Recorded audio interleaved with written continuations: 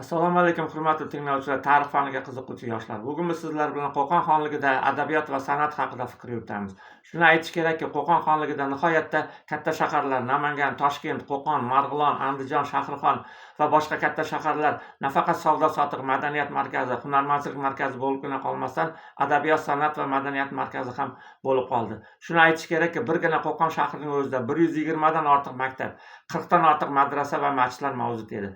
Marg'ilon shahrida esa 10 ta madrasa va masjid, 40 dan ortiq maktablar mavjud bo'lib, ular ham o'z navbatida faoliyat yuritdi. O'sha paytda Umarxonning sa'y-harakatlari va Nodiraning sa'y-harakatlari bilan Qo'qonda bir qancha kasb-hunar maktablar va ta'lim muassasalari ochildi. Ayniqsa shoirlarga katta e'tiborlar berildi va Qo'qon adabiy muhiti yaratildi. Yirik shoirlardan Gulxaniy, Mahmur, Boborahim Mashrab, Fazil Namangoniy, Jahonotun Uvaysiy, Anborotin va boshqalar 70 dan ortiq shoirlar faoliyat yuritdi.